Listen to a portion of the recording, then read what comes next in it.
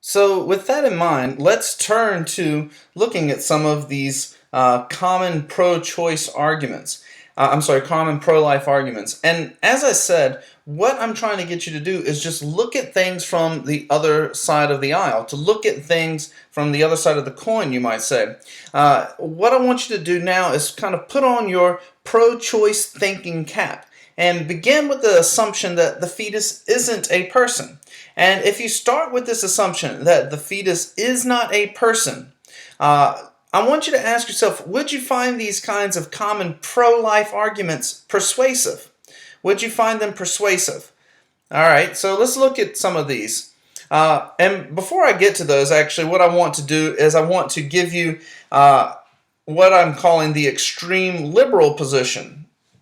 And this position is basically the idea, well, there are a couple of different things that it incorporates. But one thing that this extreme liberal position says is that abortion is permissible under any circumstances, and even infanticide is permissible. Now, you might think this seems like complete and total insanity, but what you have to keep in mind is that people who adopt this extreme liberal position, in a lot of ways, they're more consistent than the more moderate kinds of liberal positions. Why? Because they begin with the starting assumption that the fetus isn't a person. And they say the fetus isn't a person and doesn't become a person at any point during pregnancy. But if the fetus isn't a person at any point during pregnancy, why is being born all of a sudden it magically becomes a person? Nothing intrinsically changes about the fetus from having been born. The fetus, in terms of its internal capabilities, is pretty much the exact same before birth and after birth. And so what people who adopt this extreme liberal position say is they say, you're not a person just because you change your location, just because you go from being inside of a woman to being outside of a woman. That doesn't affect your personhood. And so one of the champions of this view is a professor of philosophy who teaches at Princeton University by the name of Peter Singer. And Peter Singer supports infanticide. He thinks that in some cases, infanticide is perfectly morally unproblematic. In particular, if infants have any kind of mental or physical deformity. He thinks, yeah, why not have kill them even after they've been born? Because they're not a person, and they have zero chance of ever developing into a person, according to his point of view.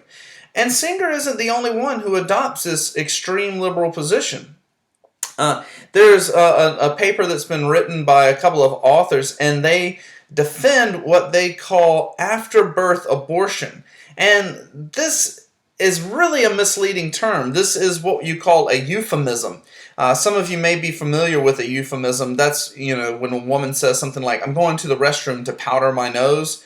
That's a euphemism. It's where you're describing something and more that's maybe kind of, I don't know, vulgar or bad or whatever, but in slightly more pleasant terms. And so what they defend in this paper is basically infanticide. So you can read along with me here with the underlined section. This is an abstract from their paper. And they say the authors argue that what we call after-birth abortion, and this is in parentheses what I say, killing a newborn, should be permissible in all the cases where abortion is permissible, including cases where the newborn is not disabled. So basically what they say is any case that abortion would be permissible, and for them that's pretty much everything, in any case where abortion would be permissible, so is killing a newborn. Now this seems like just a completely, only a moral monster would say this kind of thing. But for them, what they argue is that a fetus is not a person, and it doesn't become a person once it's been born. Something else would have to come into play to determine whether or not it is or it isn't a person. And that's not something we see in the fetus, and it's not something we see in a newborn. And so abortion and infanticide should be morally permissible. And you can see here, like I said, something very similar when we talked about the extreme conservative view.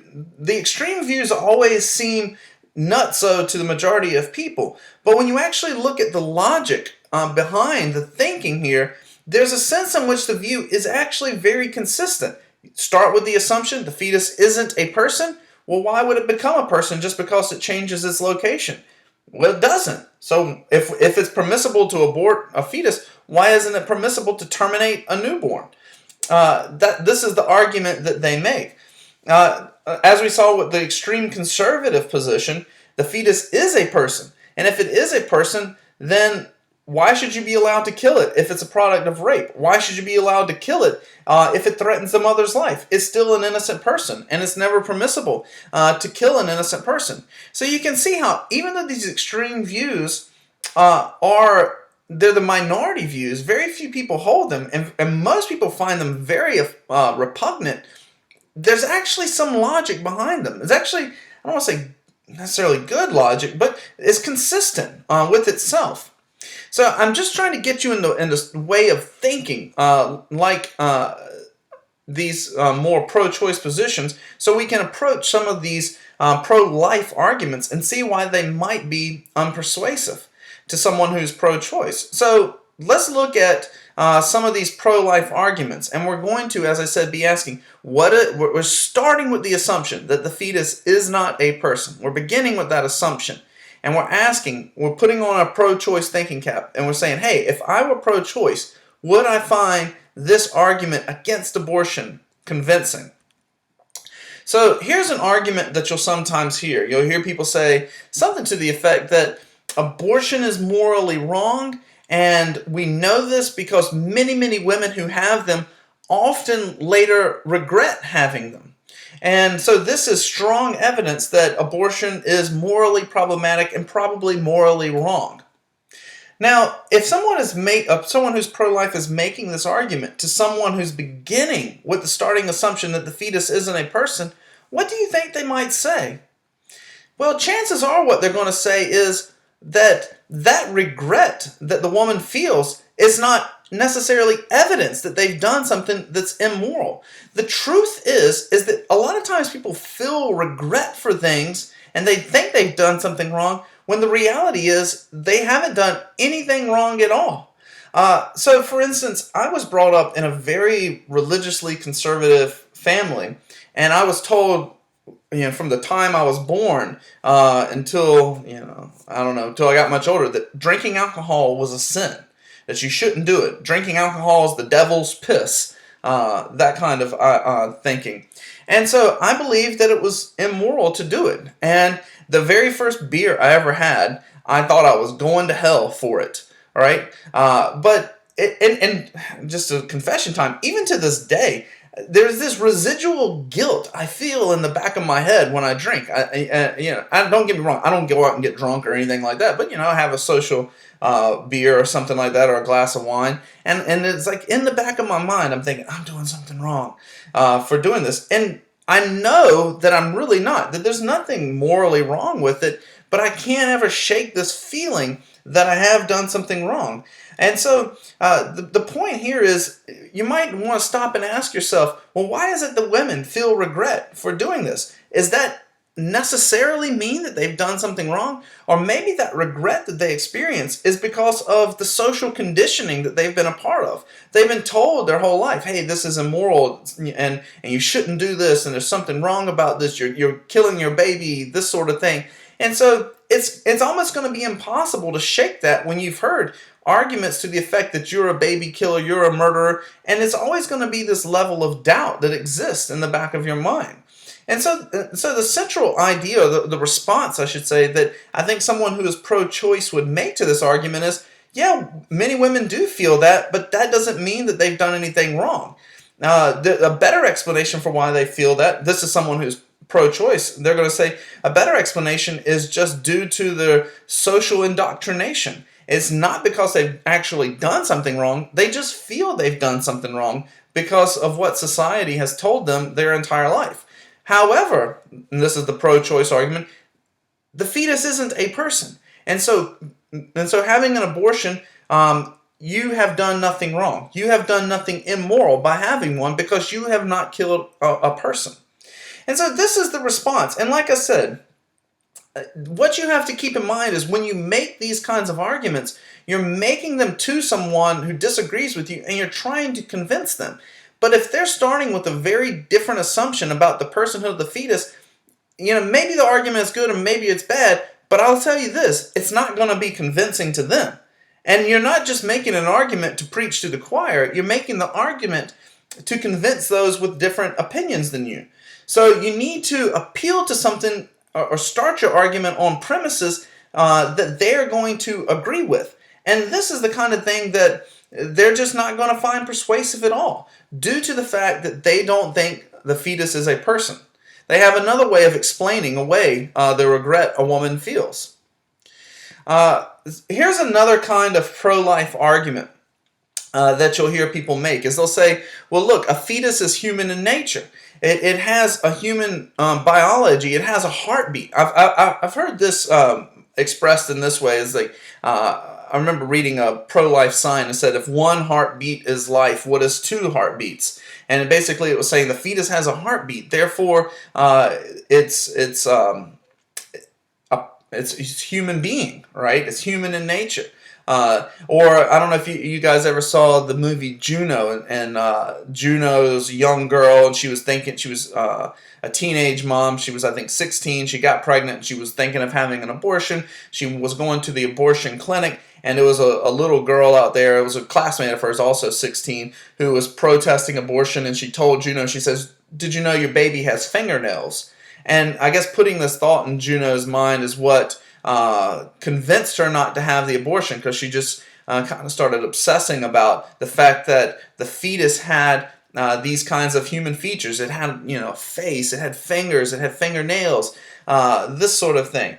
Maybe sometimes you've seen these anti-abortion campaigns, and they'll show a picture of an aborted fetus where the fetus, has these kinds of humanly features.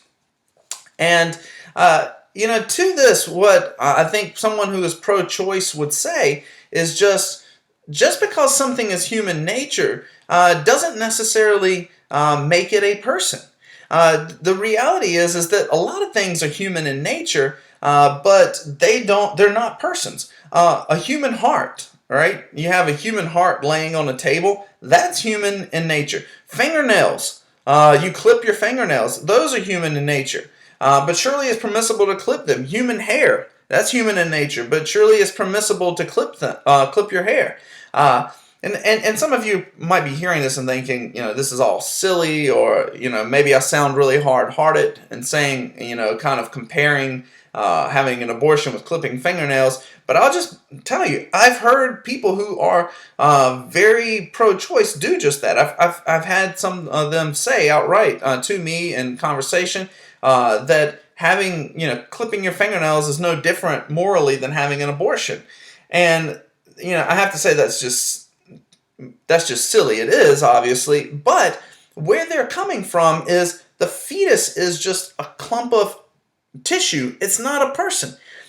Just because something is human in nature doesn't automatically qualify it as being a person. For them, human and person are logically distinct.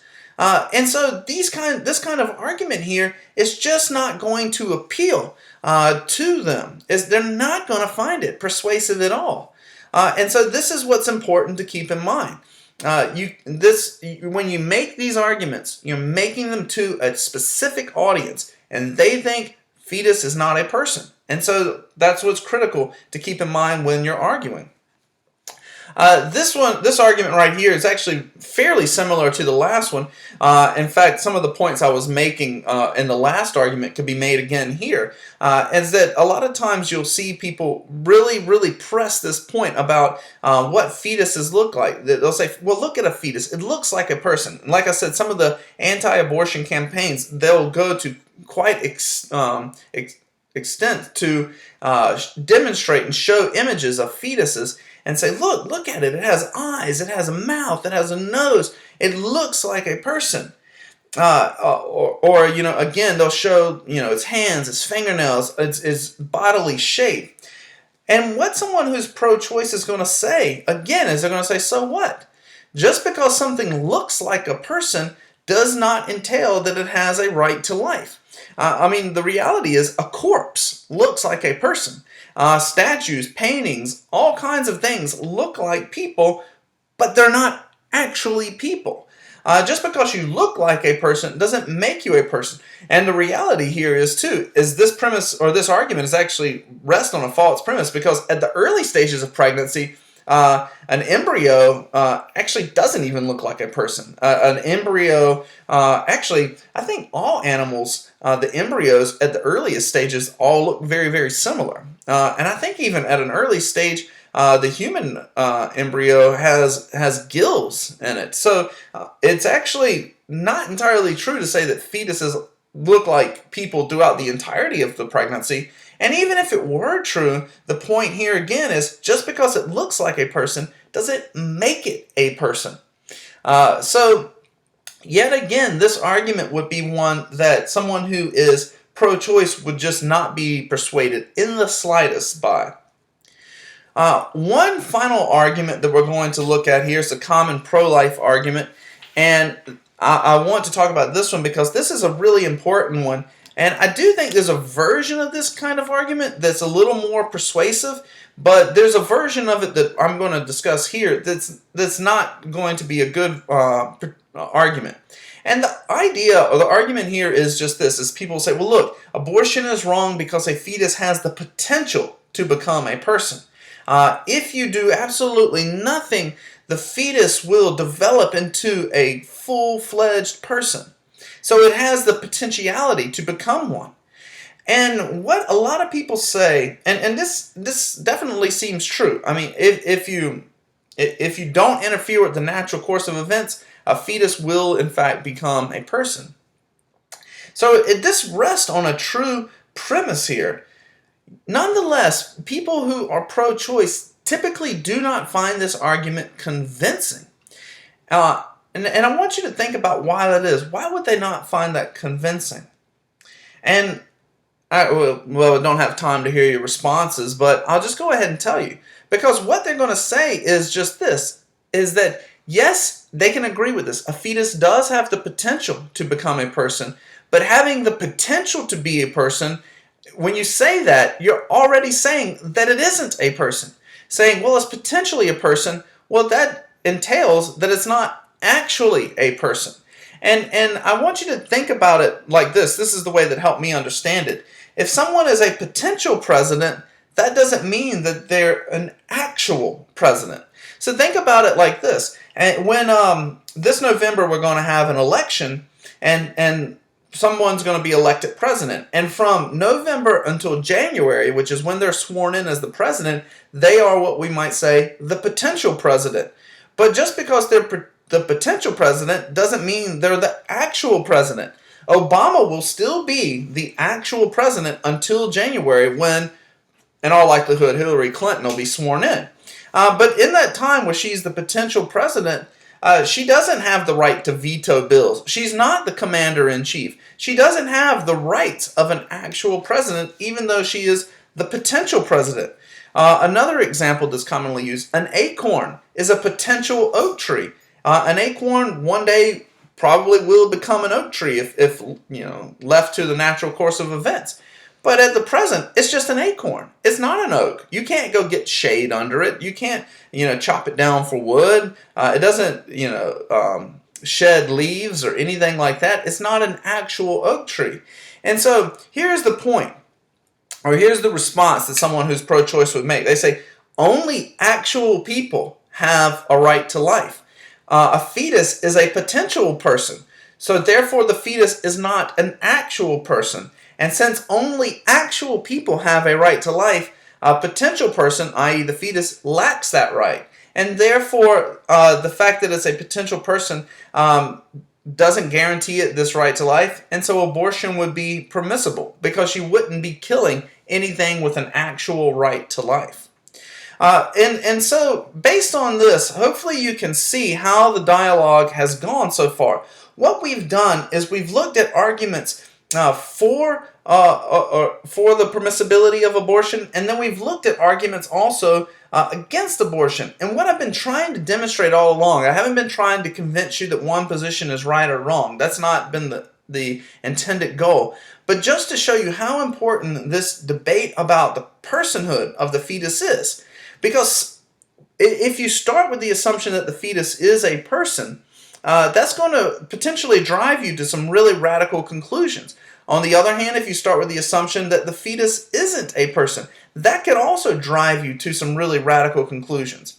Another important point I've been trying to emphasize here is that a lot of these arguments, both for and against abortion, really hang on whether or not the fetus is or isn't a person. And how convincing these arguments are is going to be determined by your starting assumptions in this debate. So just bear that in mind.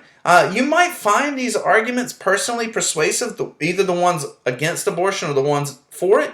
But the question is, would your opponent find them convincing? And if they're starting with a different assumption than you are, chances are they won't. So it's important, because when you're making arguments, the purpose is to persuade and convince. So don't make an argument that's only going to convince the like-minded. Make an argument that's going to convince someone who disagrees with you. And you have to be aware and conscious of where they're coming from in order to do that.